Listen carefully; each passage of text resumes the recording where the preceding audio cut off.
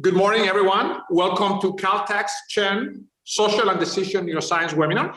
Now, it is my pleasure to introduce today's speaker, Professor Peter Dayan from the Max Planck Institute for Biological Cybernetics in Tübingen. For those of you who have been working in decision neuroscience for a while, Peter needs no introduction. For those of you who are younger or relatively new to the field or from another field, I want you to know two things about Peter. The first one is that he has written many highly influential papers in neuroscience that have shaped the field and have strongly influenced how the rest of us go about trying to understand the neurocomputational basis of decision making. Second is that he is a mensch. And for those of you who don't know Yiddish, that means that he's an outstanding, I really mean it, an outstanding human being and a role model for the rest of us. I'm really looking forward to seeing his new work on risk decision-making in sequential settings. First of all, I want to say thank you so much indeed for the invitation. It's a great pleasure and honor to speak at in this series. The second thing I should say is I understand that I'm billed as the April Fool's Day speaker. And there's a problem with April Fool's Day. The problem with April Fool's Day, which is that after noon, you're not allowed to do a prank. So whereas for you, it's before noon, so you can be nasty to me. I'm unfortunately not allowed to be nasty to you. So we shall see how things go. So I should say also that this work is very much due to Chris Gagney, who's a postdoc with me in Tübingen. So the plan for the talk is I want to talk a bit about risk aversion in general. So why it is we might be interested in risk, why it's an important function to think about as a whole for also in the context also of psychiatry, so computational psychiatry. Then I'm going to talk about the use of a risk measure called conditional value at risk, which we've basically just borrowed or stolen from the finance literature, and think about what that implies in the context of sequential decision-making problems, which are the sort of problems that we are often studying in decision neuroscience, as Antonio mentions. So we'll talk about two different forms of this conditional value at risk, which have interesting different properties in terms of the strength of risk and some of the other implications that they have. There's a sort of, for instance, a sort of gambler's fallacy that arrives as, optimally in one of these forms, the pre-committed CVaR form. And then, so in that context, we'll talk about risk-averse online behavior. So how it is that we might think about planning in the context of being risk-averse. And then talk a bit about risk-averse offline planning. So I know you heard from Tim Behrens a couple of weeks ago, where he perhaps was talking about some of the replay phenomena that we can see in that we and he and many others have seen in behavior. It's obviously famously recorded in the hippocampus of rodents. And so you're thinking about that in terms of planning, and what does that look like in the context of risk aversion using these CVaR measures. So we'll talk about replay and then a bit about rumination as well. So part of the context for this is this nascent field of computational psychiatry, where we're trying to often use decision-making understanding to try and see how it is that decisions can go wrong. So how is it that people make decisions that either they or society wish that they didn't make?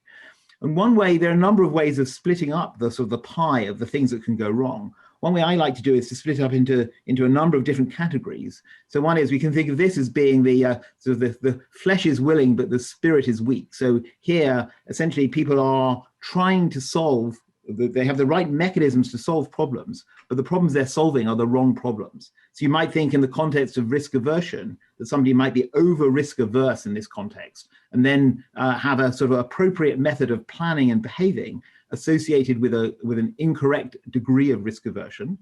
You could have the converse where the spirit is willing, but the flesh is weak. So here it is, you're trying to solve the right problem, but the mechanisms you have for coping, for doing that are inadequate to that. So here you have sort of the wrong solution. So it could be that there are ways that you go about trying to mitigate risk, which are inadequate and therefore also lead to poor quality behavior.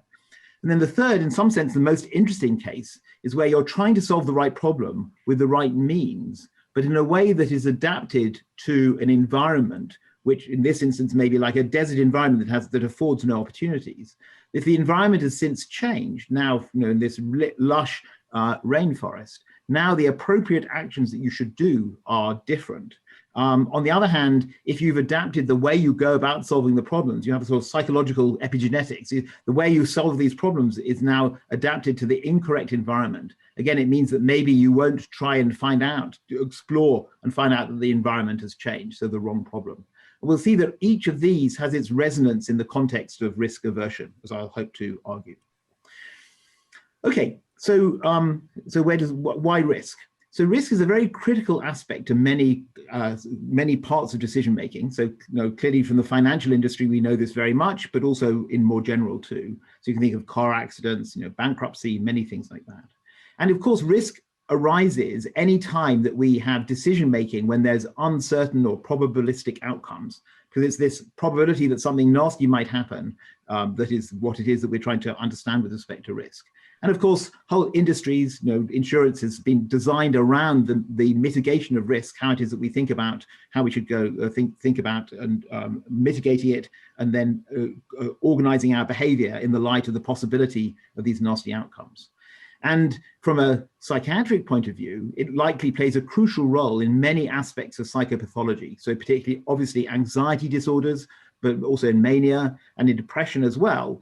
And in particular, in the context of both anxiety, PTSD, and depression, there are this notion of this ruminative what ifs. So people in the context, say, of PTSD, you can imagine that an accident happened. And you can think about all the possible things you could have done that would have avoided that accident. If only my croissant was warmer in the morning, I'd have eaten it more slowly. If only I had talked to my neighbor on the stairs, so instead of going downstairs so quickly, I then wouldn't have been run over. And so these what ifs are a part of a ruminative strategy that we would like to try and understand a bit in terms of why would people come up with these ruminations? Why is that a way that behavior might happen? So a lot of experimental paradigms in this, where we've tried to codify risk, have this very general sort of flavor. Here's just one of a number. So here, what you imagine is that there are you have two choices. Get some sort of cue. Here, an arrow inside a red circle, and then you have the choice of either going left or right. And in this instance, pressing left, you play it safe. You get some small reward, in this case, 10 units of reward or 10 points.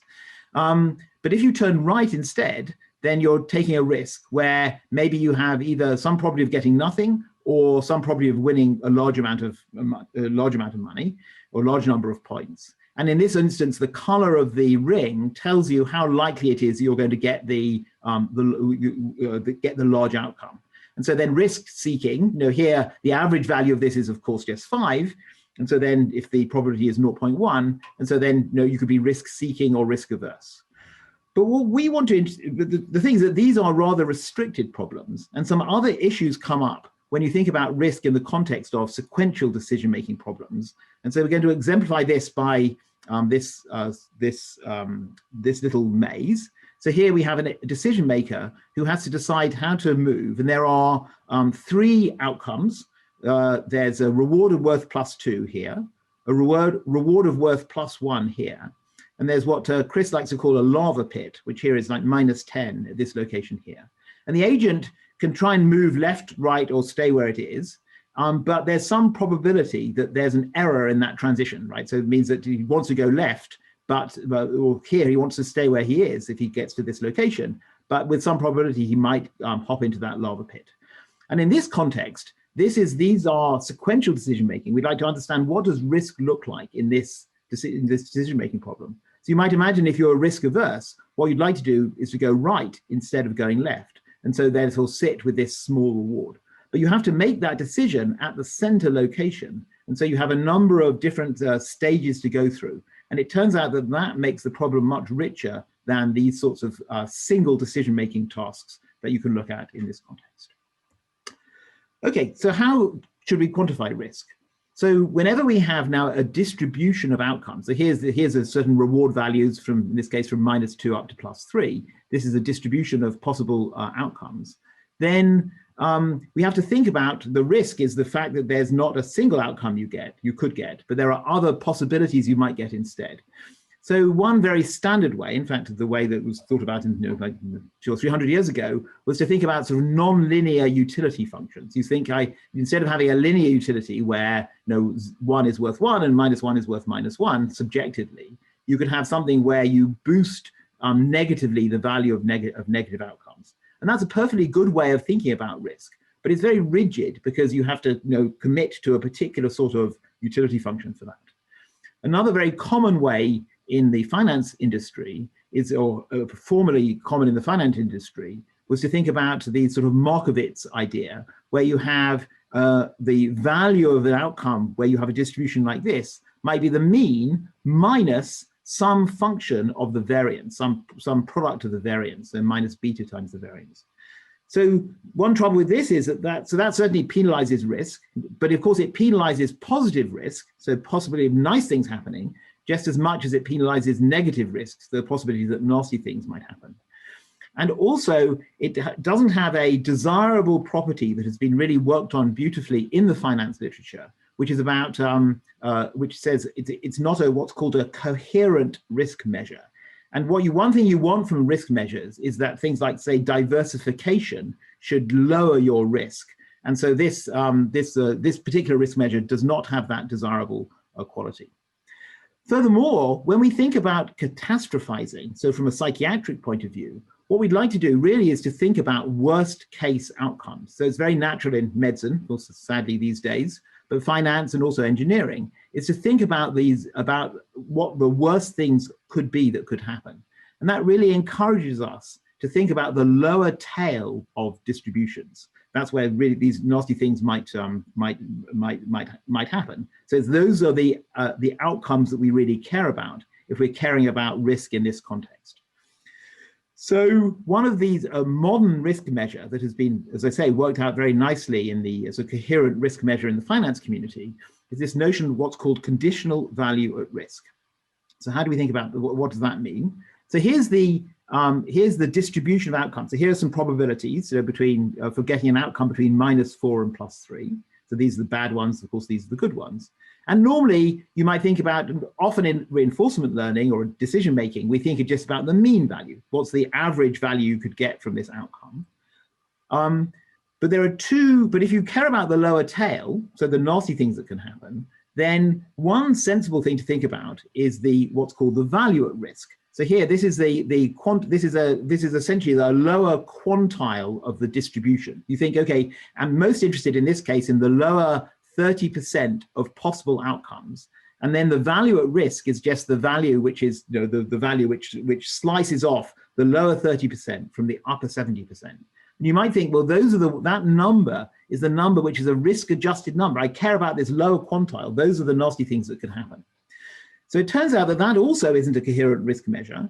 But if you look at the average value of the outcomes that can happen underneath this 30% quantile, that's called the conditional value at risk. And that is a coherent risk measure. And that's the risk measure that we're going to think about. So it's a very sensible risk measure. It characterizes this lower tail. It has this right characteristic, if you think about it from the nasty things that can happen. But it also has these good properties from the perspective of how it operates.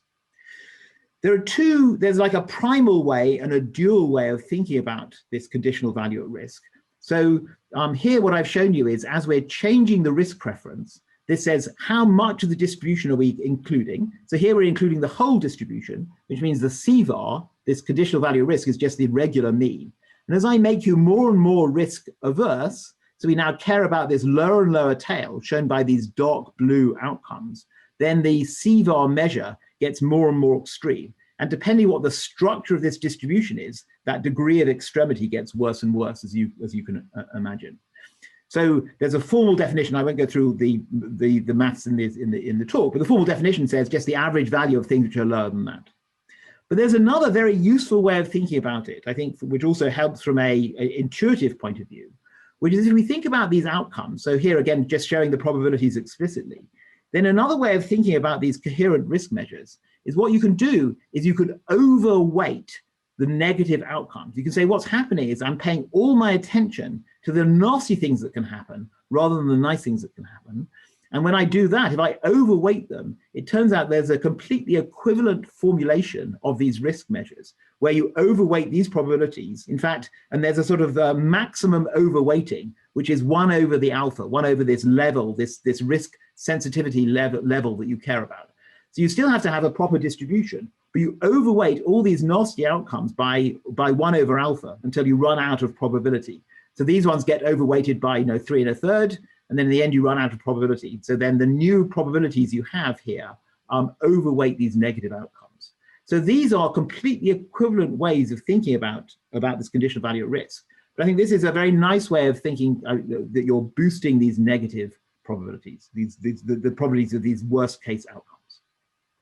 Okay, so just a brief summary of CVaR. It's a coherent risk measure, which means it has some nice properties that we won't go into. It emphasizes the lower tail. We think that's very psychiatrically relevant, so what we should be thinking about. If alpha is 1, it's just the regular mean of the distribution. And then as alpha tends to 0, you get the worst case. It's really the nastiest thing that can happen because you overweight you put all your weight on this one nasty, terrible outcome. And then we have this equivalence to the distorted probabilities which favor the bad outcomes we can think about. Okay, so that's the notion of what risk, how we're going to quantify risk. But what happens in the sequential case? And we'll see that there are sort of 2 sensible ways of thinking about this. So here we imagine that we begin at a start state, and we have 2 possible outcomes from this start state. With probability 0.1, you get to this collection of nasty outcomes. So we call that the bad state. And with probability 0.9, you get to this set of nice outcomes. These all have higher rewards, this distribution. These are the good outcomes. So now, when you think about the distribution at the start state, so here you didn't have a choice. This is like a Pavlovian case. This is just what happens. So in our distribution here, we have this mode is weighted by 0.1 because they're less likely to happen. This mode is weighted by 0.9. So if we think about this conditional value at risk, where we have this quantile, this alpha quantile of 0.1, let's say, that means we just care about the lower 10% of the distribution. These are the nasty outcomes, the things we're going to be on our minds. So that puts a weighting that only in this instance just cares about this bottom 10% of outcomes. And we think about what that means in the context of, for instance, our adjusted probabilities. So when we weight our outcomes like this, it means that we slice off. None of these outcomes matter at all. They all get eliminated by this low probability, by the probability weighting, because they don't have, so they're no good. And then these outcomes, they all contribute because they're all part of this lower 10% tail of the distribution. But now, so these ones don't matter, these ones matter. But now, from a CVaR perspective, what we should do is just compute the average of all the outcomes that sit in this lower 10% tail, which means that now we have to re-weight these and think, well, now we now just compute the regular average of what life looks like in the bad outcomes. We don't have to do this extra weighting of these cases. And what that means is there's a funny sort of gambler's fallacy. So we're thinking about the nasty outcomes, this 10% outcomes, but after being essentially unlucky or imagining ourselves to be unlucky and therefore getting to this bad outcome rather than the good outcome, now we have to re-weight and rethink about how much risk sensitive we are, and we become less risk sensitive. In fact, we become completely risk neutral in evaluating these. So we have this gambler's fallacy. We've already absorbed all our negative outcomes in this context by upweighting that probability. And now we should then just evaluate these in a more risk-seeking way than our original value of alpha. So this pre-committed CVaR has this unusual characteristic where it pays a lot of attention to risk, but it means you have to revalue how much you weight risk as a function of what do you discover on paths that you go down.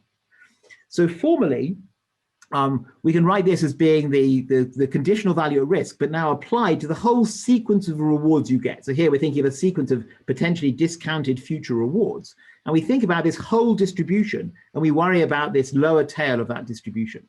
So in a way, what we're doing, we call this pre-committed CVaR, because you're privileging a start state. You're saying it's the start state I care about. I care about the 10% risk at that start state. And if I'm unlucky and I go to a new state which is a nasty state, then I have to re-weight my risk. So now I'm more risk-seeking than I was before. This is all in the service of working out what life looks like right at the beginning, like a home or a nest. So we have this gambler's fallacy, whereby if you're unlucky, alpha increases, which means that you're more risk-seeking. And if you're lucky, then alpha decreases, which means that you're more risk-averse. And you can do that either by a sort of history-dependent evaluation. So in fact, you need history dependence here, because you could imagine you could get to this bad state. Here, we got to the bad state from a state with, from this start state here. You could imagine getting to a bad state here, where in fact, there was, instead of getting there, you could have got to an even worse state. And in that case, then you might have been lucky to get to this state instead. And then you'd be even more risk averse rather than even more risk seeking at that location instead. And then, so either you have to worry about the history. So now history becomes important because you think, how much bad luck have I already absorbed to get to this location? This is always the gambler's fallacy. I've already been so unlucky. Next time, the dice is definitely going to come out as 2 6s. Or you can solve it by essentially adding this risk dimension, this alpha dimension, and then solve for the choices you make with that risk dimension. And again, I won't go through the details. So how does that look like in our little random walk here, where we just had these good outcome, the +2 outcome, we have the we have the +1 outcome here, and then we have this nasty lava pit. So the way we designed it, we have this distribution of outcomes. So here now we just imagine that you choose each possible action with the probability 1/3. That's going left or right or staying where you are. So these are then the distribution of possible discounted outcomes you have. So what we can now do is look at what these CVaR values are and how we calculate them. So if your CVaR value is 1, then in this case, so if the alpha value is 1, then as I say, this is just completely regular Markov decision process control, just what we would normally do in reinforcement learning. And so you can see the values of each of these locations. So these ones on the right are good, the ones on the left are bad, because you're choosing bad, you have some chance of choosing these bad actions. If the CVaR value is 0, which means you only care about the minimum, then now you sort of imagine that the worst possible thing is going to happen at every state. And so here, the worst possible thing is that all the weight happens on moving you left. So no matter where you are, you think you're going to move left in this domain. So these white arrows show you how likely you are to make a choice. So here we're just choosing each of them equally often.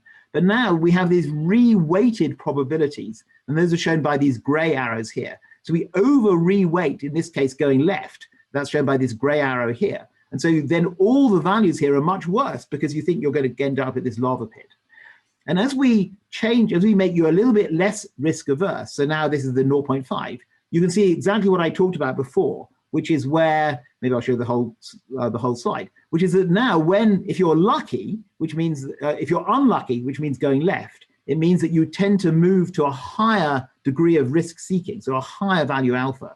And if you're lucky, you're moving right, it means you move to a lower value of alpha, which means you're more risk averse. So you can see that you get this whole map, this whole 2-dimensional map of what the values are like, going from highly risk averse, where everything looks terrible, to this risk neutrality, where at least these rewards here don't look too bad. And then you can solve for the optimal policy. So again, at alpha equals 1, the optimal policy here is to go left at this location because you have a good chance of staying where you are at that r equals 2 spot. So that's not too bad. If alpha is 0, then the trouble is that because it's a stochastic domain, it doesn't matter what action you take. Everything you do, in the end, you're going to imagine that you just keep on going left. The worst possible thing that can happen will happen. And so you will therefore keep on going towards the lava pit. So that's no different. And then for the intermediate values, because I said you're privileging a home state, like a nest, an initial state, we have to declare where you begin. So here, in this case, we began at the start location with a risk value of 0.3. And you can see that the optimal policy, of course, is a lot better than these policies. But the correct policy here is to move right, because you don't want to risk, even with this fairly moderate risk preference, because you don't want to risk getting close to the lava pit.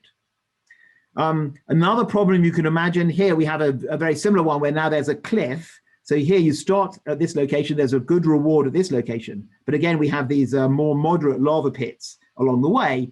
And so as we change the value of alpha, so alpha is 0.1, as alpha is 1, you're risk neutral, you just go along here to get to the reward. As you make yourself more risk averse, now you avoid the lava pit. So you go upwards and then you go left. So you have less chance of falling into the pit. And that gets even more extreme when you have a more extreme value of alpha. Okay, back to CVaR. So this is one way of thinking about things, but there's something weird about this, which is this sort of gambler's fallacy meant to the things that I mentioned. And so there's another version of CVaR where you say, I'm just going to always apply the same degree of risk aversion. So my 10% risk aversion, which means that even when I get to the bad state, what I'm going to do is think about the bottom 10% of things that can happen with respect to that bad state. So now here I've just shown those in red. And so here, you're obviously from the perspective of the beginning point, there's a the CVaR value, what the worst thing that can happen now is dramatically worse. Because now you're actually thinking only about, in fact, what amounts to the 1% CVaR value with respect to the start state, because as you get to this location, you're then going to, again, just slice off this bottom 10% of things that can happen, even from that state itself. So this is attractively stationary. It doesn't have that gambler's fallacy, but of course it can make you a lot more risk averse in this context because you're worried about these nasty things that can happen. So in this we call this the nested CVaR because you keep on reapplying this CVaR wherever you get to. So you keep on applying the same value of alpha throughout. You have this nested evaluation that can get really conservative. And again, we can write down the formula that you get for this. So to show you what that looks like in our simple domains, you can see that for the P CVaR where you had this uniform policy. Now for the N CVaR, for the uniform policy, well, at alpha equals 1, they're the same. At alpha equals 0, they're the same, because again, you always think the worst thing that can happen. But for the intermediate values of alpha, because you don't have this gambler's fallacy, you don't do this reweighting, now you're much more risk averse. So all these values here are much more negative than the values for P CVaR, because you essentially don't take account of the fact that your unluckiness is not likely to multiply and get worse and worse and worse as you go through this domain. Similarly, you can look at the optimum policy. So this was the optimal policy for P CVaR. The optimal policy for N CVaR is also more negative. So these values in general are more negative. And again, you also have this strong risk aversion whereby you go right rather than going left because you don't want to save for the lava pit. And you can see that in fact, at an alpha is 0.5, even when you get to the reward of +1, it's sufficiently extreme that you choose your policy, your optimal policy is to go right rather than stay where you are because you're so desperate to avoid getting to the lava pit, which is otherwise your destiny. For the cliff, the N CVaR is again, the alpha is 0.05, this 5% quantile is so extreme that in fact you don't even try to get to the reward. Instead, you just go up. Peter, let me exercise my role as a moderator. There is a clarifying question that was asked on the chat that I think would be useful for everyone. How do you define the optimal? Is it maximize expected return? No, it's maximizing the CVaR return for whatever alpha value you choose. So here we're choosing the alpha value of 0.05. You say at the start state for the pre-committed one, I want to choose actions which are essentially optimizing my 5%. My 5% quantile at that that I can get to from the start state. That then makes you move up and down these different risk levels that I talked about. In the N CVaR, you always have an alpha of 0.05, and you're just choosing the actions which always satisfy that. But because it's a sequential decision-making problem, because you have these many steps, of course, you're worried about what happens if you take an action and then you could be lucky or unlucky. And so, as I showed you here, when you're lucky and unlucky, the reweighting, those psi values that reweight the probabilities, if you're lucky, they reweight you to become more risk averse in the future. And if you're unlucky, they make you become more risk seeking in the future. And so that's how you define the optimum policy. Thank you. Does that make sense? Good. Okay, so just to summarize this part. So we have a sort of parametric risk avoidant behavior. So either from this pre-committed, this case where you have this start state or nest with this gambler's fallacy, you have this complicated inference because you have to move up and down these alpha levels. It's worth noting that other forms of risk aversion also use an extra dimension, but they define that dimension differently. And then with nested NCVAR, this NCVAR, you have this real excess risk aversion. So then again, that means you're hyper risk averse. So from a psychiatric perspective, I think we can think about this as I introduce these different ways of thinking about the problem. So one way of thinking about the wrong problem is that you have this pathological avoidance if you have your alpha value is very extreme. And so then you would essentially, it's just not worth your while to explore the world because you're so worried about the things that can happen. And if you choose to use NCVAR instead of PCVAR, which means you think that unluckiness just gets magnified as you go through the world, of course, that makes that even worse in the way that I showed you, like in the cliff case that we saw. And in stochastic problems, where there's some chance of something nasty happening, if you have this really hyper risk aversion, this alpha is 0, then it's a sort of helplessness. There's nothing you can do to mitigate the risk in the end if you're really only worried about the worst possible thing. And again, that will then lead to this very extreme behavior. Okay, so that's risk avoidant behavior. How about planning? So in planning, as again, fortunately you heard from Tim a couple of weeks ago. So we can think of planning, there's sort of an online version of planning where we think about something like, say, model-based reinforcement learning, where you're in a state and you're thinking about all the locations you could get to and the actions you could do. That would lead to the behavior I talked about. But we can also think about offline planning. So this is planning that happens when you're in a quiet wakefulness before you start on a task or maybe during the task that you've done. And so there's a lot of evidence and a lot of thinking at the moment about the way that we might see coordinated hippocampal and cortical replay in which you're essentially using that time to what you can think of as inverting the model of the task, which is to say you're trying to find the right actions to do without having to move in the world. You have a model of the world and you express that model to try and work out what you might do. So for instance, with some work with Dean Mobbs, we were thinking about how in the context of threat, for instance, you might use these offline planning to plan what would happen if a predator was going to arrive in an environment, for instance. And of course, there's excellent evidence in rodents and also in humans about aspects of this replay. And in the reinforcement learning literature, there are ways of thinking about this. So there's this algorithm called Dayan from Rich Sutton, which he was interested actually in using offline replay to do exploration. So actually a rather more optimistic way of thinking about things. So you could say, I'm going to explore in my model so I can then plan in the world to go get to places I haven't been for a while in case they've gotten better than they were before.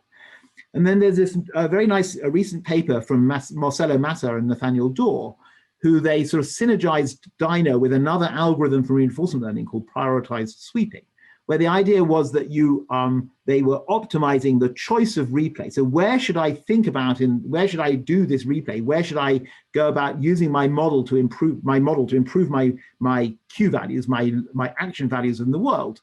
And they pointed out that you have these two components, a gain component, which is essentially how much is your policy going to change if you were to do a replay at a location in your model, and your need component, which is how often you're going to get to that location such that it's actually worth your while changing your policy at that location. And they showed that you can optimize your behavior you can optimize this replay based on this combination, this multiplication of gain and need.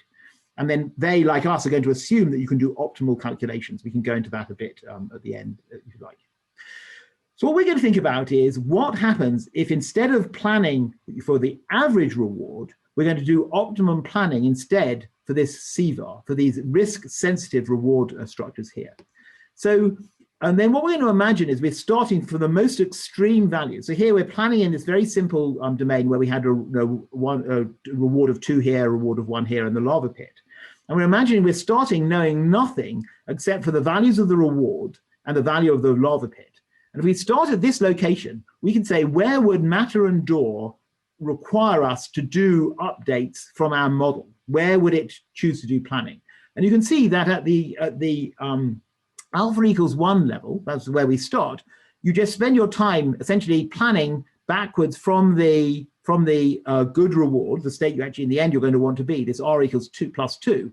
And then these numbers tell you which state do you focus on for doing your planning. So first of all, you do your first planning step here, second offline planning step here, and you so forth, move back towards the start state here, and then the fifth one and the sixth one, in the end, you do a bit of planning at these locations.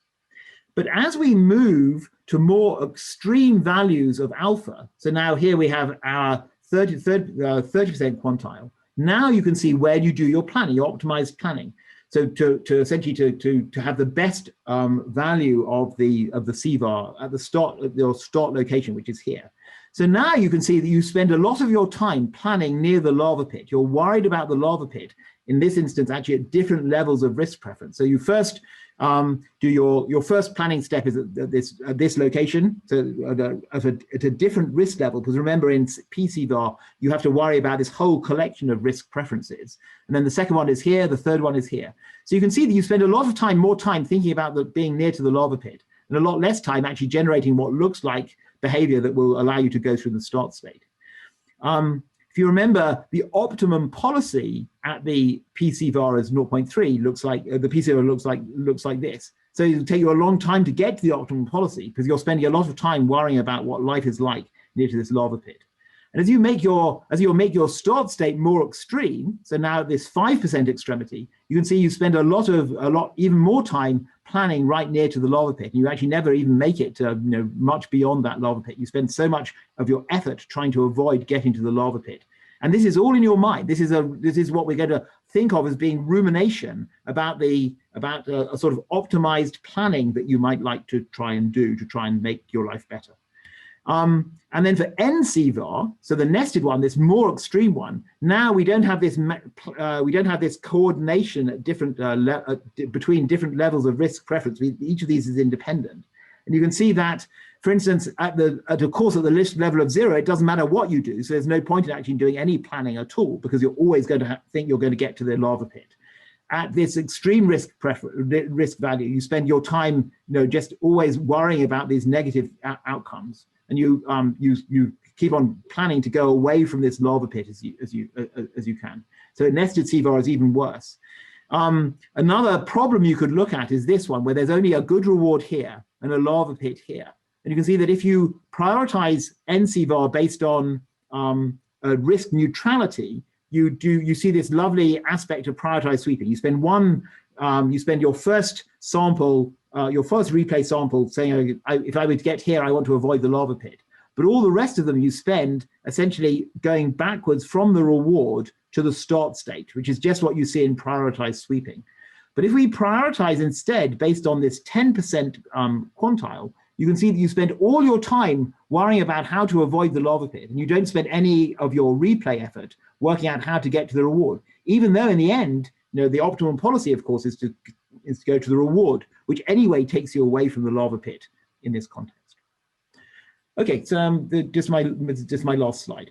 So in some sense, what we've talked about from this psychiatric perspective is to think about how it is that this extreme values of risk aversion might lead you to behavior which avoids the possibility of negative outcomes, but therefore also avoids the possibility of getting good outcomes too. So if you have a very extreme risk value, so a very low value of alpha, then you're optimally doing the right thing. You see this but what can in the end be essentially a form of dysfunctional avoidance, right? So it actually means that you don't move in the world. You might stay at home as in the way I talked about it. And that's for the behavior. And then also this rumination. You spend a lot of time worrying about what life is like near to these really negative outcomes.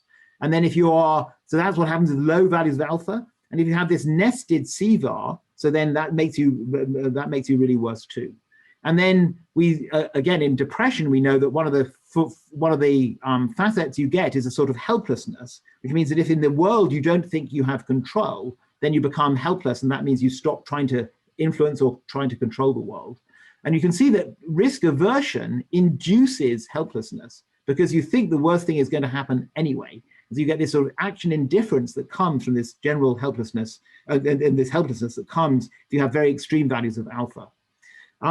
So in our thinking about the use of this in planning, you have to say, well, how many steps should I take in your mind? So there's a sort of meta control aspect, which says how much replay you should do. And of course, that depends on how well you think that what a threshold might be like. And that's something which we could think about controlling too.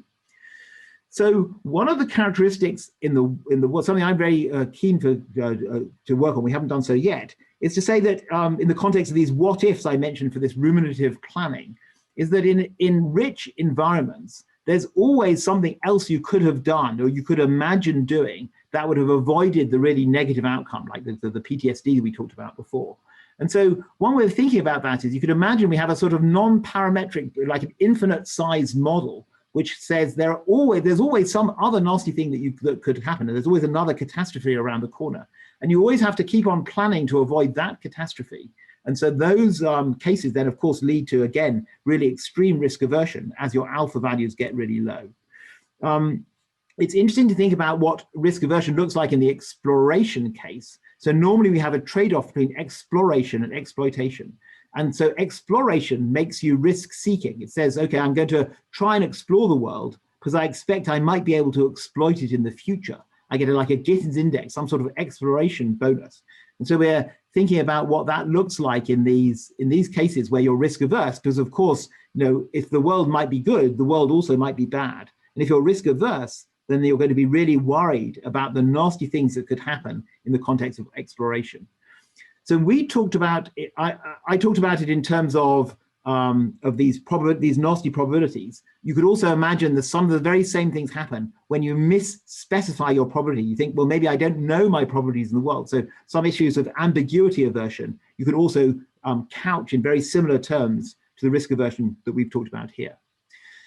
In terms of the wrong solution, so that's the cases where you're trying to solve the problem, but you have the wrong mechanisms for solving it. I think one thing that we've thought about here is in the context of rumination, is that it's known that for instance, in depression, that people ruminate as normal people do, but they adopt what amount to bad ruminative strategies.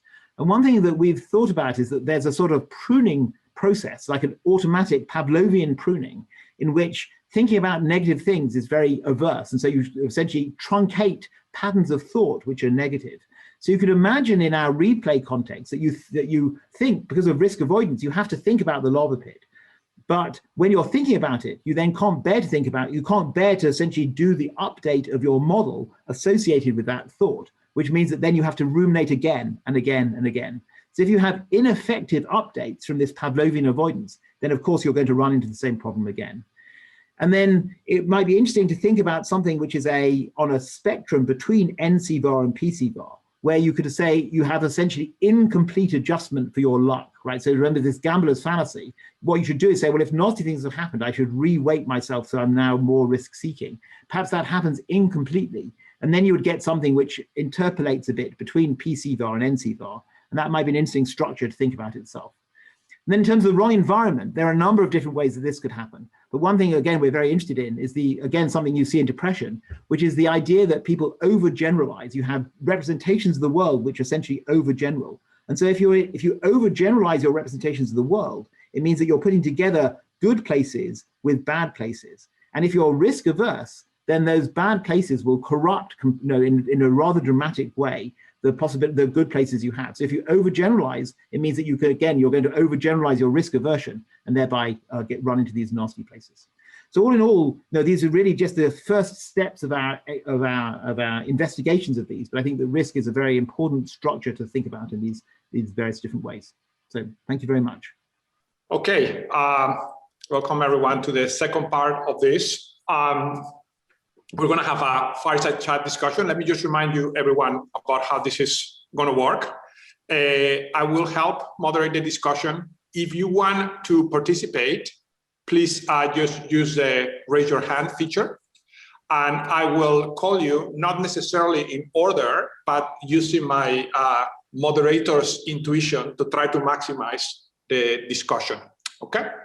So please just raise your hands at any time. And the other thing I want to say is that it's useful in these discussions to try to talk about one topic and cover it and then move to another topic instead of jumping back and forth.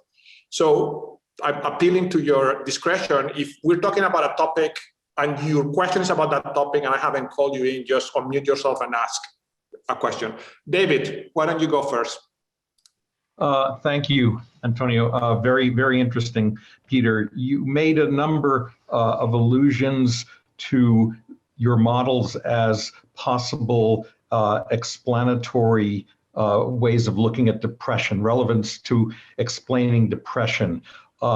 Now, that sort of treats depression as a unitary thing, and there's an increasing appreciation of the fact that depression, in the way that we thought about cancer 80 years ago, is not one thing, but many different disorders. Is it possible that you could imagine designing tests that would discriminate between the wrong problem, wrong solution, wrong environment approach that could actually be used to subclassify patients with different types of aggression? Depression. Aggression too, right? That's a great question, absolutely. So certainly didn't mean to claim that all of depression is characterized by risk. And indeed, you think of something like anhedonic, even in the existing literature, we know about some of the other ways of categorizing depression, like anhedonic depression, for instance, which we might imagine has much more to do with the way that you value rewards than it does to do with the way you value risks. And indeed, one of the things that we're trying to do a lot is to design cognitive tasks which will allow us to understand what the dimensions are, what the true dimensions might be in depression. We don't really know. DSM gives us some dimensions, RDoC gives us other ways, HiTOP, many different ways of thinking about what the underlying structure might be. And we'd love to find out more about those structures. And I think that these issues about how rumination works, some people suffer more from ruminative aspects of depression. And so it'd be really nice then to indeed design optimum tasks to look at this. And so we're certainly thinking about, in fact, one thing we're trying to do, for instance, at the moment is people have done things like, so Claire Gillen, for instance, did the two-step task, this very simple decision-making task, with a large body of people and collected lots of questionnaire measures about what they were like. So one thing we're thinking about, for instance, we could look at those and look at risk avoidance, for instance, in the context of this two-step task. That would be exactly this sort of PCVaR, NCVaR approach that we talked about, and see if that correlates with any of the factors that she then elicited in that. So I think that's really important direction for the future that we're really interested in doing. Thank you. Anyone else on this topic? Please jump in. Going once. Hans Breiter, I think, has waved his hand. Okay, so let's move to the next. Jerome, please unmute yourself. Or Hans has a question on this topic. Yeah, just really quick. Peter, Yeah. really interesting, and it's really important to kind of trying to pull together a set of parameters, start getting at the complexity of depression. As you know, you have to have 5 of 8 neurovegetative symptoms for over 2 weeks to be able to consider to have depression, and sleep, interest, guilt, energy, concentration, appetitive problems, psychomotor agitation, and suicidality. The combinatorics indicate there could be well over 100 subtypes of depression. So do you have enough parameters to potentially get at that large number of subtypes? Because when we do the imaging, there's no question there's huge heterogeneity. And no matter what model we use for predicting depression, whether it's imaging data, whether it's any type of behavioral data, we're piss poor about predicting depression. We're good with addiction, we're good with all types of things, but not with depression. Yeah, so I think this, again, these are sort of early days of these techniques, and people are trying many different. So there's an echo in the line. People are trying many different strategies to try and design different sorts of tasks to try and get at this. So obviously, and then some of the high-level factors that go into this combinatorics you talk about are probably downstream of the. Okay, I'm gonna mute everyone, Peter, and then unmute yourself. Okay, sorry. Oh, right. Sorry about that. That was a risk that we hadn't predicted. So things like, for instance, apathy, something you see in depression, you see it in negative forms of schizophrenia and so forth. That sort of that can be downstream itself of many different other things. So, for instance, if you think if you have a prior over the environment that it doesn't afford opportunities, that will lead that the apathy is the right solution to that. If your reward values are poor, like you're anhedonic in terms of reward, then apathy is the right behavioral outcome to that too. If you're highly risk avoidant, then apathy is the right outcome to that too. So in fact, these single constructs like apathy, for instance, themselves come from a different set of underlying places. And so we need to go back one step, and that of course is the insight, not an insight unique to us. And then hopefully we can remake take the combinatorics of those big scale symptoms from the combinatorics of some of the underlying problems that happen. Now, of course, not all the problems have these cognitive structures that I've talked about. There are obviously many actual neurobiological problems, issues as well. And so trying to tease apart which of them they are the ones that we're then trying to do. And then we hope that we have the combinatorics of the structures of the conditions match the combinatorics of the structures of the depression that you see at the outcome too. That's the hope anyway. Thank you, Peter. Jerome, let's move to a new topic. So yeah, I have a quick question. So the CVaR tends to, put more weight on probabilities with the negative outcomes, but that's kind of like some of the other, existing utility models, like, well, the cumulative prospect theory, they have weight on anything below the reference point. Or Birnbaum's got this model called tax model that weights the negative outcomes more. So I don't know if you thought about looking at those or how that compares to the CVaR. Yes, I think that's a great question. So the CVaR is attractive because it has this. For us, it's attractive because it has this coherency in a way that many of these other measures don't have. They don't satisfy this coherent property, which means that the way that, for instance, risk adds up together if you have diversification, for instance, doesn't work. It's just one of the examples. So it has a attractive quality like that. And I think also instead of just focusing on negative things, it focuses on the worst thing that can happen in a context. So you can imagine that from a psychological point of view, it may be those worst outcomes that you focus on, even if those outcomes are themselves, relatively good, but maybe you're still worrying about the worst thing that can happen. So by being relative to the distribution of outcomes rather than absolute in the way that often you have, and depending on how your reference point moves in a prospect theory, then it has a different set of qualities. And also, even in prospect theory, if you were to try and do the sequential planning I talked about here, you would run into exactly the same set of issues, right? So you might, for instance, want to move your reference point around in a prospect theoretic sense. That moving it around would be exactly like the sort of way that the gambler's fallacy worked in the pre-committed CVaR. So it's rather handy to have these coherent risk measures. So for instance, the dual problem that we have, this way you weight the probabilities, that comes out properly in this PCVaR in a way that it hasn't really been looked at least to my knowledge, in the prospect theory. But yes, there's nothing magical about PCVaR. It just happens to be a convenient risk measure for us to use. Okay. Anyone else? Thank you, Jerome, on this general topic of, because I think that would be of interest to many others in the call, of the difference between the models that Peter is presenting and other models in the literature. Please unmute yourself and jump in. Okay. Sam, go ahead. Thank you. And thank you, Peter. That was a really great talk. I want to ask a question about sort of the mechanism at play here. So if I've done a little bit of work with CVaR, and my general understanding of it is that basically if you're overweighting worst case returns, but in an MDP framework, these worst case returns can be coming in through all sorts of uncertainty in the planning model. It could be through transition probabilities. It could be through just stochasticity in the reward function. And it also can potentially come through uncertainties in the policy. In the case of anxiety, for example, these map on to different clinical theories of how anxiety might manifest. As you pointed out rightfully in your talk, for example, like learned helplessness theories might be, more applied to things like pessimistic expectations over the world model, over state transitions.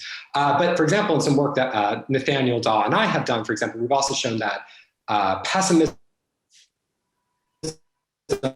in expectations policy, which is sorts of pessimistic biases in all the sorts of cases that you showed earlier in your talk.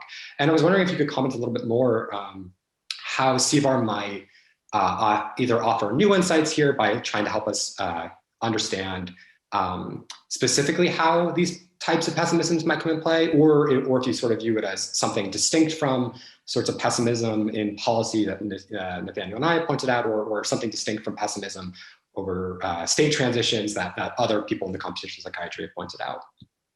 Yes, I really like your paper with Nathaniel on essentially where I think if I'm right, you sort of imagine that sometimes people choose the worst possible outcome rather than the best possible outcome in their policy, right? And that then defines the Q values through that process.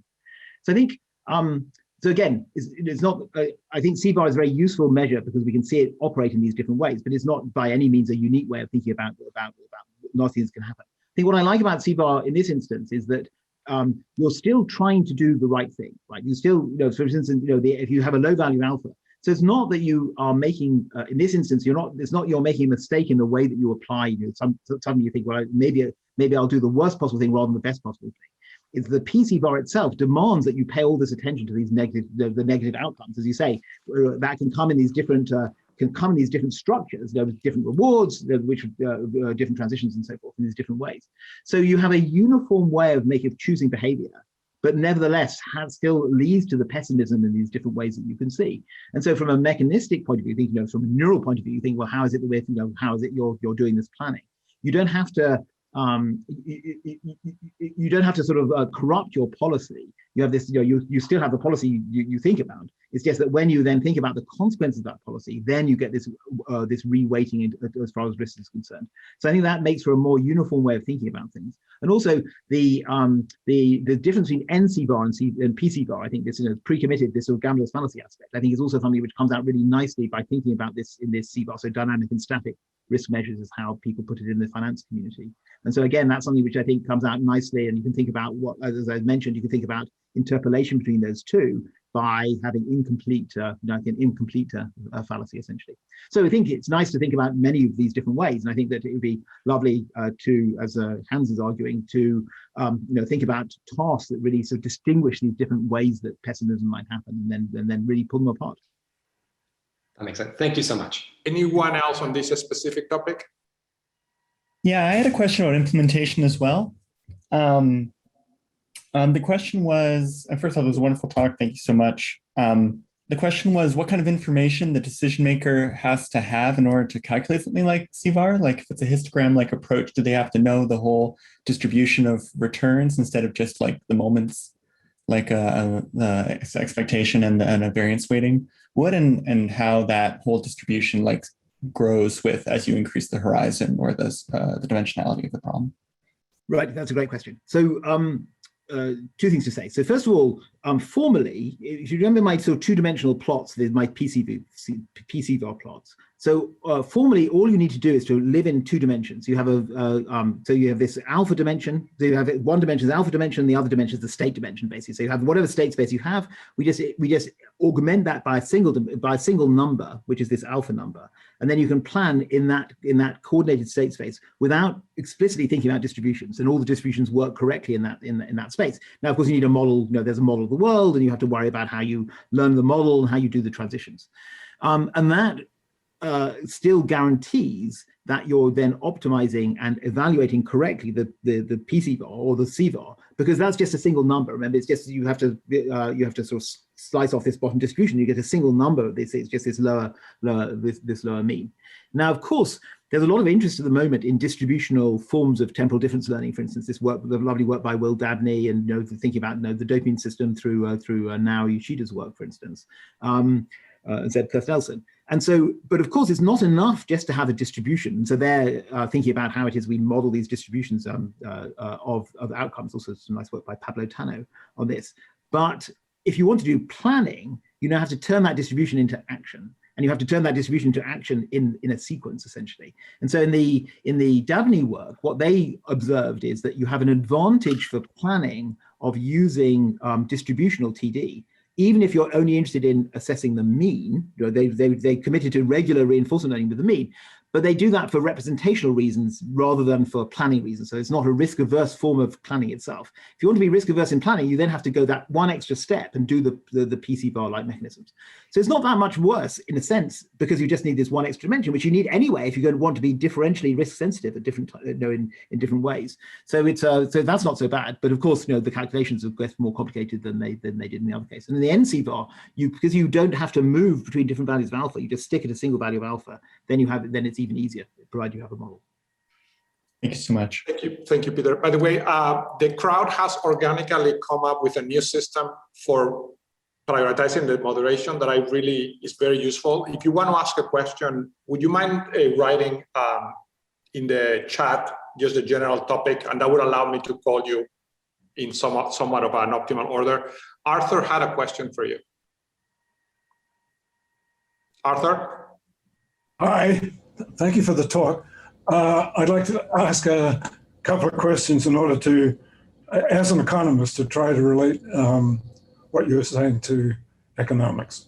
One question is the procedure that you're describing dynamically consistent? That is, meaning that I have some conjecture now at day one about what I would do in day two. Is that conjecture going to be correct? Am I really going to want to live up to what I think I might do now? I mean, it seemed that just intuitively, I'm not sure I understand exactly your model, but it seemed intuitively that having alpha be constant would be helpful in that way of making a plan consistent. The other thing I wanted to ask in a similar spirit was, is your procedure immune to Dutch book? And what Dutch book means is that you can, I mean, the simplest case would be you have a failure of transitivity. So you prefer A to B to C and then C to A, which is not supposed to, all strict. And if you do that, then if you say that that's how you feel, then I can cycle through A, B, and C, making you pay $1 every time. And at the end of, and make as much money and pump as much money out of you as until you finally get tired or your bank account runs out. And this is your procedure. It seems like there might be some problem with Dutch book. I guess I don't understand it definitely enough to be sure, but it seems a bit suspicious. Thank you. These are very important questions. Now, for the first question, there's obviously a difference between PCVAR and NCVAR in terms of what you're committed to doing in the first place. So NCVAR, so this nested one, indeed is obviously dynamically consistent because you just commit to a single risk value and you just use that at every time. Okay. PCVAR isn't dynamically consistent in that way because you're committed essentially to what life is like at the beginning, right? So if you then say, and so then you're always, that's why you have the gambler's fallacy. That's why you're changing your risk structure in terms of what you do. So that isn't consistent. That isn't temporally consistent in that way. But nevertheless, when you're planning at the beginning, we're thinking about this aversion. It might. The reason we think that PCVAR may be important is because you are at least you're thinking consistently at the start, and of course you can't commit yourself in the future to what you would do. But you say, okay, here's I want to, like in my tree, that simple tree case, you say I'm going to want to evaluate everything relative to this privileged start state, and so then you always have to refer to that when you go. Okay. In terms of the Dutch book, no, these are often used in the finance. I'm not a finance expert myself, but these are used in the finance community. So they are these measures, and so they are the coherence of them helps them not to be susceptible to the Dutch book. So whether whether the PCVAR and NCVAR are different in that case, I'd have to defer to economists. But no, these are consistent risk measures, the coherent risk measures, and so they operate correctly. Let me ask you a question, Peter, related to this topic, which is that the theory is perfectly well defined when you say on the beginning, but of course, when you take this to real life, on the beginning is a very long time ago. So it sounds like another important variable here, especially for computational psychiatry, is where do you set as your base? So it could be that today I'm making a decision, and depending where I put my base, am I thinking about a good baseline or a bad baseline? I would change my behavior a lot. So ideas like, mindsets and which memories do I tend to retrieve and anchor on would matter a lot. Do you have any thoughts on that? That's like reference points, right? So in a dynamical world, you have to worry a lot about your reference points and then how they're moving around. And so what you're referring yourself relative to. So NCVAR doesn't have that property, right? So NCVAR is perfectly fine. You're always, you're committed. But NCVAR, if you're risk averse, NCVAR is tremendously risk averse. Because you keep on thinking, it gets worse and worse. Every time you go through another step, you always think, well, what's the worst thing that can happen from here? What's the worst thing that can happen from here? So NCVAR looks attractive from a time consistency point of view, but from a behavioral point of view, it's a catastrophe because you get to this hyper risk aversion essentially. So in a sense, it's good to reflect. I mean, from a human behavior point of view, it's good to think, and I think we all have this sense ourselves. You think, well, I've been unlucky already. It just simply my bad luck is not going to continue. It shouldn't continue. So, or my good luck, I've been lucky already. So now the worst things are going to happen in the future. So I think we do try to do this revaluation, and that, of course, we only do probably partially, and that's why I think this spectrum between NCVAR and PCVAR would be a really nice spectrum to try and examine. But you're right that if it's very hard probably to do it completely, and then you're therefore being really PCVAR is tough. But then NCVAR is really bad in terms of this risk aversion you get. Thank you, Peter. Jeff and Colin have a question. Jeff, why don't you go ahead? Sure. Hi, thanks. That was a great talk. I'm just, because of this domain of kind of computational psychiatry, questions of optimality and whatnot always kind of get a little bit muddled because we're kind of dealing with all these problems that you pointed out. Wrong problem, wrong, it makes it difficult. I'm just wondering about if these ideas translate into risk-seeking ideas as well, where you have this excessive risk-seeking behavior. Certainly there are clinical reasons or situations where this come up, but if we think about large crises that have happened in the world, say pandemics or economic failures or whatnot, they tend to be more related onto the risk-seeking side of things. And I'm just wondering if these ideas can maybe be used to understand, maybe at the psychiatric level, but solving world phenomenon is maybe another question. Yeah, so I looked, of course, at the lower tail of the distribution, but you could equally well do the theory for the upper tail of the distribution instead, right? So, I focused on the nasty things that could happen, but you could be more optimistic than me and think instead about the upper tail of the distribution. Think that those are the things you worry about, and those are the things you're planning for. And then you try to optimize your positive CVaR rather than your negative CVaR, essentially. And that would then you could use the same ideas in that context, of course, to do that. It's interesting to think in the context of something like bipolar disorder. I mean, where you see an oscillation between sort of a risk-seeking and a risk-averse. You see an oscillation between a sort of a manic and a depressed phase in a phase. It's interesting to think about. Well, maybe what you have is people who are essentially going to a phase of thinking about the upper tail versus the lower tail of the distribution. Things are could be that good as opposed to things could be this bad. And so that's then I think could certainly lead to another set of conditions to think about. And then the formal structure of the problem is very similar. Then it's just interesting to think about. We haven't worked on that. We thought more about the negative side because we're miserable people here in Germany. But it's certainly worth thinking about. Anyone else on the Polish side of life? My question is related to this. Go ahead, Kier. I was actually going to call you. Hi, Peter. Hi, Kier.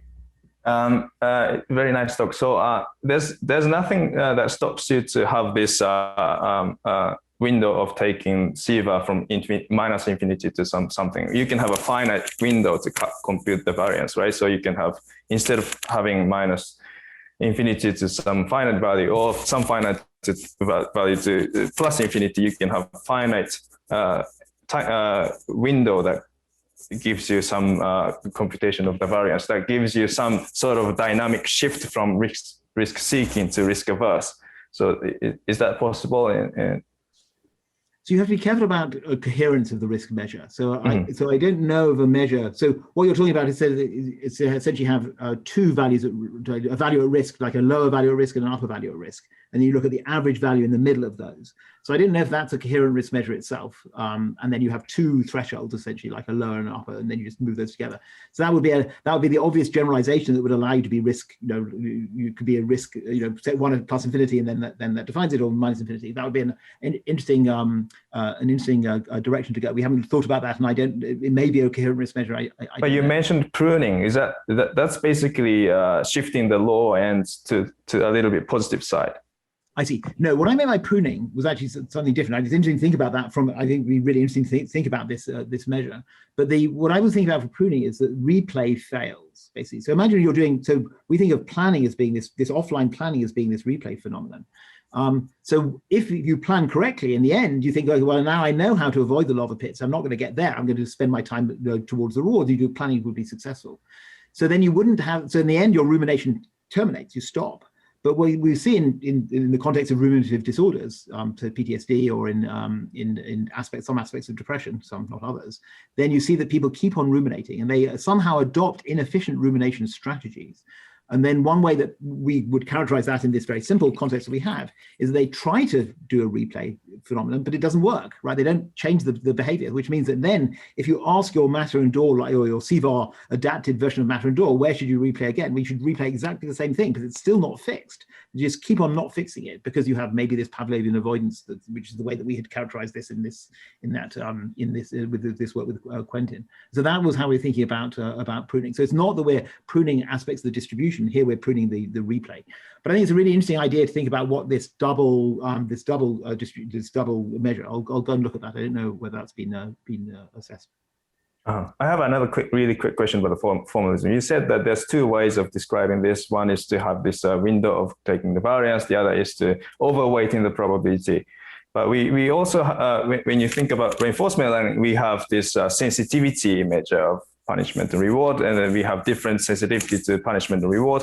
Is it possible to reformalize everything in terms of this sensitivity measure and subjective sensitivity, you think, or it's yes, dissociable? So those ways of, so if you are differentially sensitive to, for instance, positive and negative prediction errors, that's a way of doing quantile, that's one of the ways that you can do sort of quantile regression, which then is a way of doing distributional TD, right? So there's a channel which leads you to if you can do that with a whole family of different re-weightings, then you can work out the whole distribution of values. And that's essentially, so Dabney et al., they do quantile regression, they do expectile regression. I think this work also by Mark Bellarmine. But again, if you want to do planning with that, it's not enough just to have the distribution. You have to also turn that into action. You have to do, if you want to do planning in a sequential case, then you have to do it in action with this whole sequence of things to think about. So that gets you part of the way, but it doesn't get you the whole way because it gives you the distribution. It allows you to think about this, but then you have to do that in a multiple statement and do it in that way. So it's interesting. We're thinking about whether we can look at, for instance, the same way that now Yoshida looked at the dopamine cells, looking at the ways that they were looking at. Maybe that does a sort of distributional effect. Maybe we can see something similar in terms of risk aversion. Be interesting to see what that would look like in the context of prediction errors, for instance, in that way. Thank you. Wolfram. Yeah, I'm just formulating my text, but I might as well say it. Peter, this was very nice. I mean, you're trying to get at the source of risk attitude. With a high alpha would be risk seeking. What I wonder is, we're talking of risk attitude, but you're talking of probability overweighting for, in this case, low or negative outcomes, right? Phenomenally, from the outside, when you don't know what's happening in my brain, you see that I'm running away from risk. Yes, when I think that the low outcomes have a much higher probability than they actually are. Is that the same thing as risk attitude? Because we're talking of a probability distortion, whereas the attitude towards variance, towards positive skewness and negative skewness may still be something different. I'm not sure, but this seems to me from the beginning when you started talking. Okay, so if you have, let's say, a negatively skewed distribution of outcomes, what that's doing is it's basically telling you that this nasty tail that you worry about is, you're basically overweighting that nasty tail. So then if you think about the value at risk of that, we just look at the lower quantile of that nasty tail, and then you compute the average value in that nasty tail. So if you have a very long, very negatively skewed distribution where you have lots of nasty tails, and that's going to give you this poor value of the CVaR. So it will lead to the sort of risk avoidance that you're describing. The overweighting of probability is this dual representation of the way that we can compute this CVaR measure. And so that's like, it's almost like a convenience, but I think it's an interesting convenience from a psychological perspective, because maybe that's what we really do. We ruminate and we think about these negative possible outcomes. Now, and in terms of positive skewness, you think about risk seeking, that actually is then this other, as Keo was talking about, this other measure, we should then look at the positive tail rather than negative tail, and that certainly fits into this structure too. So I think from a behavioral perspective, we can certainly accommodate these aspects of positive and negative skew, risk seeking and risk aversion in this structure. Now, how that actually works in terms of from a mechanistic point of view, so how is it we're actually evaluating these outcomes, that then is something that we need to then do some more experimental work to look at. So this is just a purely theory paper, of course, but it was a pretty theoretical paper, but I think it's very nice to think about these experiments and say, can we see any evidence of this sort of overweighting directly? But basically, when you change your alpha, you may transform the variance risk attitude into a skewness risk attitude, right? Negative skewness avoidance if you have a low alpha, positive skewness seeking when you have a high alpha. Whereas when you have a symmetric distribution to start with, you have the variance attitude. That may whatever your risk attitude is towards variance, right? Yes. So that's what you're saying. Yes, you want to put in those terms. You can say, let's compute a Markowitz-like measure, and then a mean and variance and skew and so forth, and weighting them. And you can say, well, how is it that a given alpha turns into, for a given distribution, turns into these different, into weightings of these different components? And there would be a sort of, I think maybe that's what you're describing. Yeah, you could do but of course, it would be distributionally dependent, because the CVaR, you're just looking at these quantiles, and so it's better to think, easier to think of these quantiles. But you're right that it'd be nice to then go and we could do the same way that that various investigators have done these, pie chart-like evaluations of risk, like where you can look at mean and variance, like Peter Versertz has done, for instance, as well. Look at mean and variance and skew. Say how much does that contribute to the choice, and you also have done, of course, as well.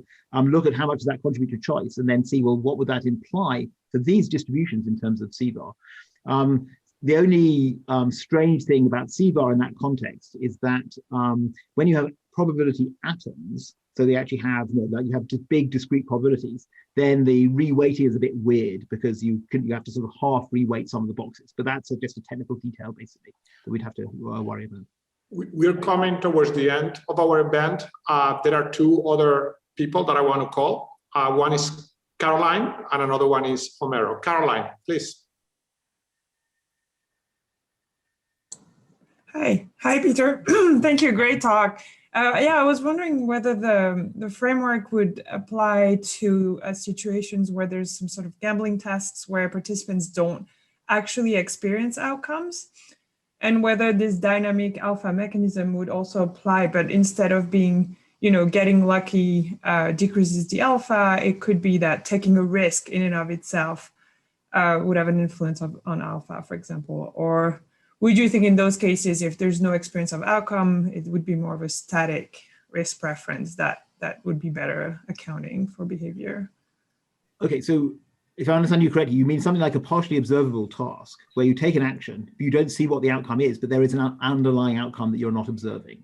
Yeah, or just some sort of those typical kind of risk-taking tasks where you kind of choose between like a safe option and a risky gamble, so you kind of know what the possibilities are, but say if you pick the risky options, you don't know if you're going to win or lose. Yeah, so so it's essentially a bit like this. So we're actually working at the moment, we're thinking about how partial observability feeds into this. So formally what you do is it's treated like partial observability. There is an outcome, you don't know what it is. Then, of course, but you still have this. You still can quantify what the distribution of outcomes could be, and if you're interested in the CVaR measures, that will then make you more or less risk. And so, if you've taken a risky option, then of course you believe that you're going to be unlucky. Through this, you overweight that unluck, and therefore that will change what you would be willing to do in the future. And so, if you're thinking about, for instance, the net sum outcome, you could then look at what the trajectory would be like. So we haven't evaluated that, because we're just thinking about how this works in POMDPs. In fact, we're thinking about exploration as really a really critical value for this. But it'd be really nice to use that perhaps to look at how extreme your risk sensitivity can get in these ways, because you're adding up all these choices along paths. I think that's a nice idea. Okay, yeah, cool. Thank you. Homero. Yeah, hey, hello, Peter. Thanks very much for the talk. My question is just, I'd like to hear you comment, if possible, What you mentioned about for online planning using MCTS, and then I was wondering if you think that one could also use the Matar-Dahl model for online planning, and then maybe maybe with that explain data sequences. Yes, so actually they have already done that. So if you look in their paper, they talk about both pre-play and replay. So for them, pre-play is like the online planning. Indeed, you can see they make some predictions about things like forwards versus reverse sequences, which we can see both of these sequences in animals. And for them, the forward sequences are things that happen at the big, when you're faced with a decision-making task. Right at the moment, it turns out that doing, so that's the immediate planning. So it's not, for them, it's not Monte Carlo tree search. They're using a different mechanism for that, but it obviously has some relation.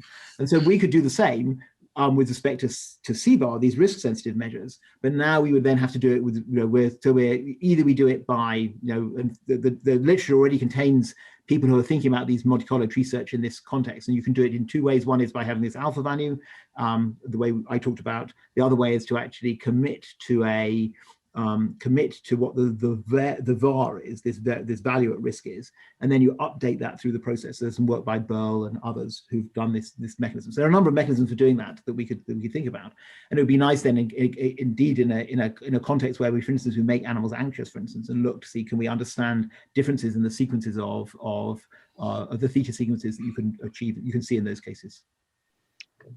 Thank you. Thank you.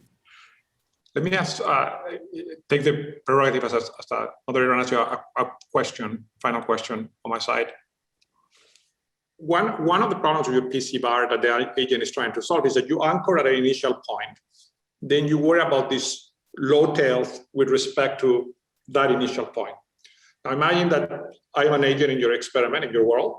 Time has passed, so I did my initial sequence. I'm going through the sequence of choices, and now I still want to use my PCVaR, but do I do it only on the tail of the rewards of the future, or do I also incorporate what has happened so far when I do my calculation? My understanding of your model is that I forget the past in some sense. So, right. So you see what I mean? It matters a lot when I do those definitions, whether I incorporate the outcomes I have already experienced, or I only look at the tail. Yes. So that's exactly the difference between PCVaR and NCVaR. So in NCVaR, you only ever look at the tail, it's nested. So you keep on looking at the tail of wherever you start. This is also the time consistency. You look at the tail for wherever you start, and that's then the future, that's all you care about. For PCVaR, you can couch it in two ways. You care about the past. You have history-dependent evaluation, and you can care about the past either by essentially worrying about where you were in the past to keep this distribution. But the other way you can do it is you can make a stationary problem by moving up and down in this alpha dimension. So you create a new dimension for yourself, this alpha dimension. You just move up and down in that, and where you are in the alpha dimension is the one thing you need to know about your history. So as you go through your history, you're either lucky or unlucky. You keep on moving around in alpha. Even if you start out with alpha as 0.3, maybe after 7 steps, you're now at alpha equals 0.7, and you're stationary with respect to 0.7. That's how history moves you around, actually by the size. Actually, you get reweighted by the psi values. And it was very clear that the formalism is there, but you could imagine, for example, I was trying to think about, it goes back to questions that we're asking you about mechanisms earlier. So imagine, for example, that you're a human planning your experiment for high stakes, and I remind you of what you have already experienced. Right, you have made that information more salient. I should be moving your risk aversion around because of that, according to your theory. You would make predictions like that? Exactly. You would move, you remind you what's already happened. You've already been this lucky. That means your current value of alpha in PCVaR should now be a high value or a low value, depending on how lucky or unlucky you've been. So I remind you, you were really, really lucky in Las Vegas. You got all this gambling. So now, don't you think that essentially you've already been consumed all the luck that you're going to have? And so now you're going to think you're going to be unlucky in the future. That would be an example of how that would work. Now, if you believe that is the mechanism, then for animals, it's probably for let's say for rodents, it may be very different, right? It's unlikely that they are operating those episodic memories at the time of decision making. You would imagine, to the extent that this works, it's going to be through the policy that they are learning. Yeah, but the beauty of this, beauty of the PCVAR at least, is that you only need this one extra dimension. You just move in that dimension whenever you move in the world, right? So the history, all that history dependence just says that every time you take a transition in the world, you just move your alpha value, in fact, by the same amount that you would have reweighted it by this. And so it's a really simple structure. It's a really simple computational structure essentially to have. And so that's why it's not as bad as you might think. You don't have to worry about the whole history of what you have. And then in mean variance world, people do the same thing, right? They just remember the sequence they remember the total reward they've gotten up to this point. But, you have to do that in order to work out the mean and variance, right? So there's a similar structure, but then it turns into this nice way of doing control. Thank you, Peter. Wolfram, you want to say something on this? Sorry, can I follow up on your question, Antonio? Sorry. Yeah, please, Camilo. Yeah. So it seems to me that NCVAR and PCVAR are kind of two extreme cases. And I was wondering whether you could build an even more general theory where you sort of parametrically allow a mixture of the two in some way. Yeah, so the way we've thought about that, we haven't done it yet, is to say that essentially you have incomplete revaluation of your risk. So PCVAR says that essentially what happens to your alpha value is it gets exactly multiplied when you do a transition. It gets exactly multiplied by the amount that you would have reweighted that probability itself. So if that probability was very heavily reweighted, then the alpha goes up by a lot. If that probability was very unreweighted, it goes, then it goes down, right? So you could imagine doing that, instead of doing that by a full amount, by the full amount of the psi, the amount you reweight the probabilities, you could do it by half of that, or a quarter, or a third. And now you have exactly this parametric spectrum between a true PCVAR where you do it fully and a pure NCVAR where you don't do it at all. And then we have that spectrum. So we haven't explored that spectrum, but I think it's an interesting spectrum to think about because, as you say, it has this nice, it really sort of nicely interpolates between these extremes. Wolfram. I have a separate. I want to come back to my other question, but I don't want to interrupt this discussion if there's still somebody who wants to say something. So anyone on this? And by the way, I should say I'm a Spaniard. I cannot stop a good discussion. It's just not in our nature, but it's fully understood that we are at the time. So just hang out if as long as Peter indulges us. And also in Spain, you don't eat until 11 o'clock at night, right? So I have another hour and a half or so before it's dinner. Okay, Wolfram, go ahead. Yeah, I want to come back to this idea of maybe it's not the right word, distortion or exaggeration of or changing of the subjectively change of the probabilities. I think the general idea is that you can read the risk attitude from a utility function. You can read the attitude towards positive skewness, negative skewness, variance, all from the same utility function. It predicts perfectly your risk behavior. Now, what Peter says with this change of the alpha, you are actually not changing the utility function. The utility function can stay the same, but you're changing the distribution on the x-axis that then produces a different expected utility on the y-axis. So you can change your risk attitude without changing the utility function by the subjective change of the probabilities. Exactly. So one way of thinking about this is the difference between what you might think of as being an absolute and a relative aspect of risk. So when you change the utility function, you normally think of that in absolute terms, right? So you think I reweight, I have a logarithmic utility, or I define a function like that. What we're doing is the extreme of the other way, where it's completely relative. We just look at the distribution of outcomes, we just slice off the lower 30%, and that's what we care about. And then something like a reference point, like a prospect theory of the reference, moving reference point, is like also partly relative, but you then have this weighted utility through the middle. You don't need the reference point. You don't need to cut a part of the utility function. You can just put more dots on the x-axis where you think your higher probability lies, and then you get a change in the expected utility on the y-axis, and that explains your change in the risk attitude. That's right, but I think it's nice to think about so what I like about the way that CVaR, and as I say, it's not unique in this respect. What I like about it is this pure relativity, right? It just says, I'm worried about, whatever, I'm an anxious person. I always worry about the worst possible thing that can happen in this domain. And that could be a really good thing. I either win $1 million or $10 million. I still worry about the $1 million, or I could lose $1 million and win $20 million, right? So where you choose to put your extra weight in the way you describe it, then it just moves with the distribution in this very natural way, essentially. Yeah, you move the distribution, but you don't move the utility function. Exactly. So underlying risk, wherever that is in the brain, does not change, but the expression of your risk changes. The observable risk attitude changes. Okay. Thank you, Wolfgang. Seung-Min. Hi, very nice talk. Thanks. I'm wondering about your opinion about the generalization and also what's the potential mechanism of the overgeneralization. So, for example, if there is a factorization perspective, in that case, you might can just using the structure, like a transition structure, but it's not might influencing to your behavior. Also, you might can using just the value distribution. It also, I don't know, maybe the value distribution can influence your tendency of the generalization, but also I'm not sure about it. So I thought about that maybe you're talking about the policy generalization. It means that it might including like how your alpha is changing based on your previous experiences. So what do you think about the generalization? And also just to relate with that, so if you don't know the transition structure, so you have to learn the transition structure from these experiences, is it possible to, according to your alpha or according to the replay, you might have a different idea about the structure? Right, okay, so generalization first. So the way we've thought about generalization is state generalization, right? So that says, so normally in generalization, you might have some features. And so instead of having a separate representation, every state is independent, is represented independently. Instead, you have some features and you now say, I'm going to weight each of these features in order to make a CVaR value function, for instance. When you do that, what you now have the chance of doing, as I mentioned right at the end of my talk, is putting together what amounts to good states and bad states together, right? If your feature representation is not complete, right? You want to make it compressive. That's why you want to generalize in the first place.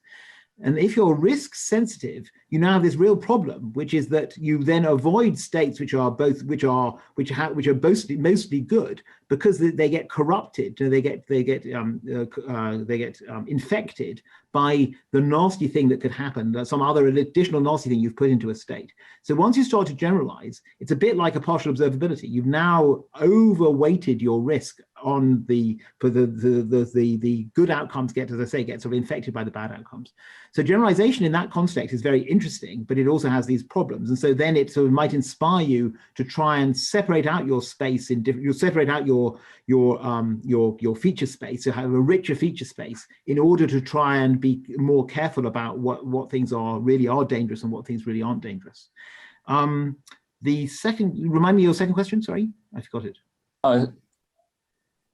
Yeah, so I'm talking about the learning the map. So if they don't know the map and they have to learn the map from this policy, how it can warp the potential, yeah. Exactly.